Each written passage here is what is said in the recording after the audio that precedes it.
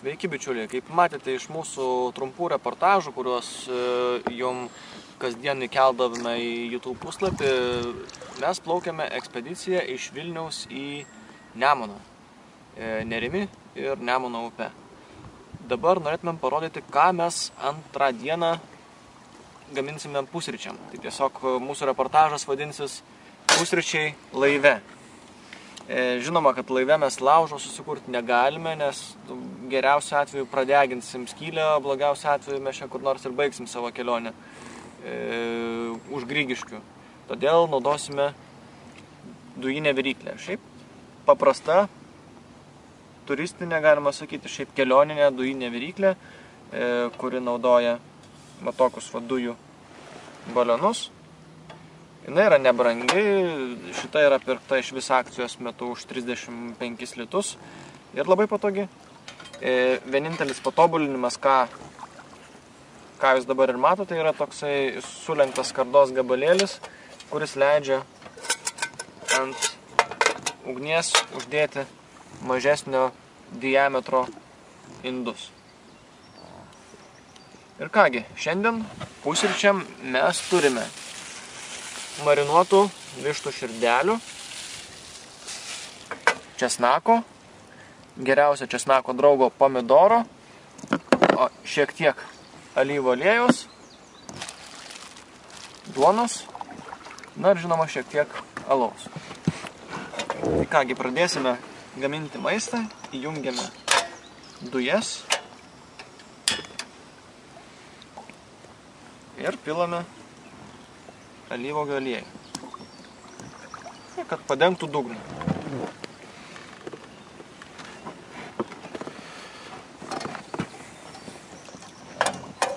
Palaukiame, kol alyvuogių aliejus įkais, o tuo tarpu mes susismulkinsime česnaką.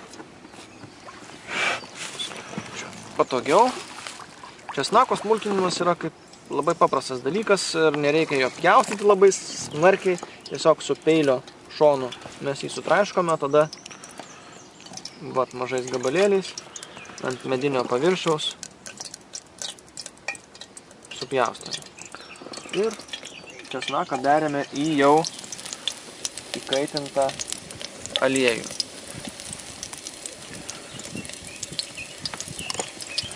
Imame šaukštą ir pamaišome, kol česnako gabalėliai apskrus.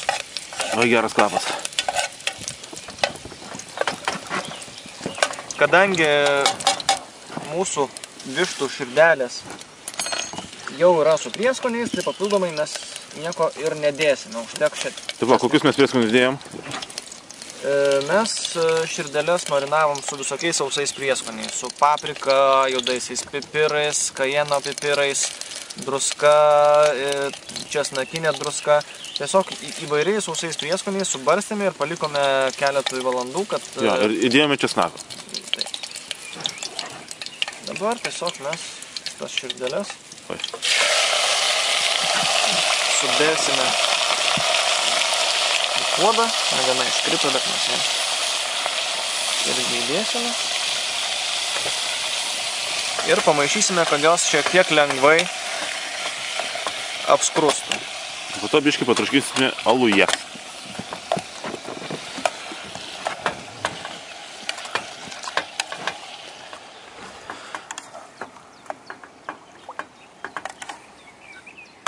Taigi, sudėjome širdeles, laukiame, kol jos šiek tiek apskrus.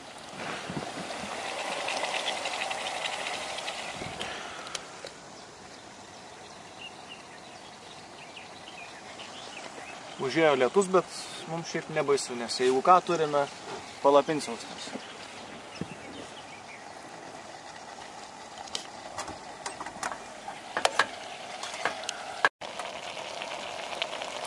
Kaip matote, širdelės lengvai apskrudo, mes tuo tarpu sumažiname liepsną ir kad jos pasitraškintų, įpilsime šiek tiek kvietinio alaus. Pilame šiek tiek alaus ant silpnos ugnies, uždengiame dangčiu ir palauksime. O tuo tarpu, kaip matote, mūsų GPS imtuvas rodo. Jeigu sufokusuos. Štai. 4,5 km. 4,8, 4,7 mūsų greitis. Ir vidutinis 5,2. Taip, kad tikrai viršėm savo lūkesčius. Planavome, kad bus vidutinis greitis apie 3 km per valandą. Ir priešais mus yra sekluma, taip kad mes turim greit išvengti jos. Sutiksim po jos. Na ką, praėjo keletas minučių. Pažiūrėkime, kaip atrodo mūsų ruošiamas patiekalas. Matome, puikiai viskas čia troškinasi. Reikia nepervirti maisto, kad jis nebūtų kietas, bet reikia ir išlaukti, kol pakankamai bus paruošta. Taip, kad kokių 15-20 minučių ir galėsime valgyti. O garnyrui, kaip ir minėjau, turėsime pomidorą ir duonos.